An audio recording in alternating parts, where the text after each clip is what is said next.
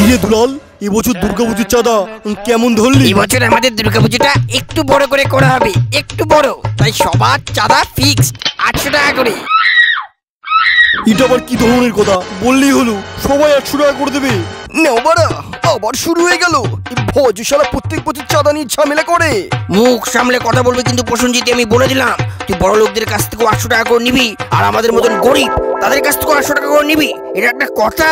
কেন? হ্যাঁ, তোমার পরিচিতি অতই কেমন লাগে? মিটিং এর দিন আসলে না কেন? প্রসঞ্জিত, আরে আমি কথা বলছি তো নাকি? দুদির বাড়া প্রত্যেক বছর পুজোর চাঁদা বেড়েই যাচ্ছে।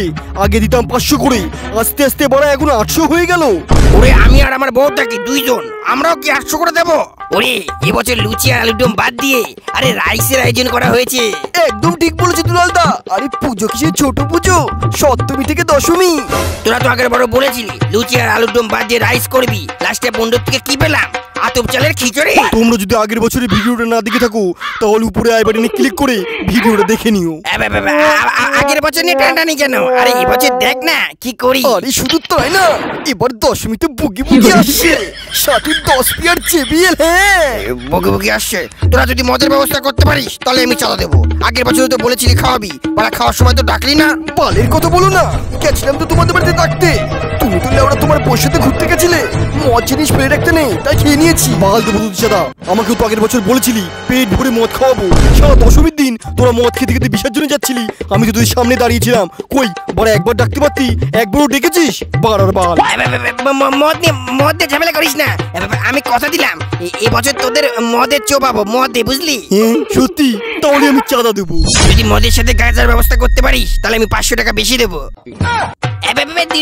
দুলালদা, পুলিশ স্টেশনে চাঁদা তুলতে গেছিলাম, এবার পাড়া দেয়নি। বলছে তোদের কোন পাড়ার বাল আছে, ডাকি নিয়ে দেখছি। ওদের এত বড় আসপর্দা, ওরা আমাদের এইসব কথা বলে। তোরা বলিসনি এটা কমিটি পুজো না, এটা বারোয়ারি পুজো। বলেছি দুলালদা, বলছে তাতে নাকি ওদের বাল ছেঁড়া। সালা যত বড় মুখ তত বড় কথা। সালা মারবো ওখানে, চাঁদা দেবে এখানে। তোদের এত বড় আসপর্দা, তোরা আবার আইসিস? আরে বাড়া বলছি তো আমি সারা দেবো না। সালা চাঁদা তো আমরা এখান থেকে নিয়ে যাবো, তোর সাথে কথা বলতে আসেনি। বড়বাবুকে ডাক।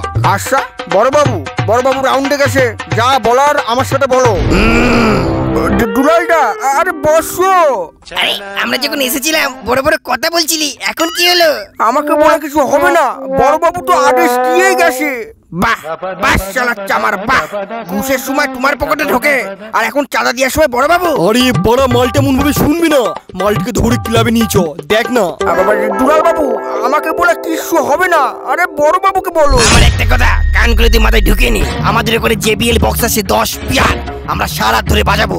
তোদের যদি মণ্ডপের আশেপাশে রাত্রে না দেখি, আর যদি দেখেছি তাহলে দুজনকে ধরে বিচি কেটে নেবো। আমার একটা কথা সবাই কান খুলে শুনে রাখ, আর ক্লাবে গিয়ে সব সদস্যকে বলে দিবি পুজোর দিন বা পুজোর কদিন এই কনস্টেবল আর পুলিশ যদি বক্স বাজানো বা চাঁদা নিয়ে কোনো ঝামেলা করে তখন কিচ্ছু বলবি না। এই কনস্টেবলের বউ আর ছেলে মেলা ঠাকুর দেখতে যাবে, সুযোগ পেয়ে টুক করে মাল দুটোকে তুলে নিবি।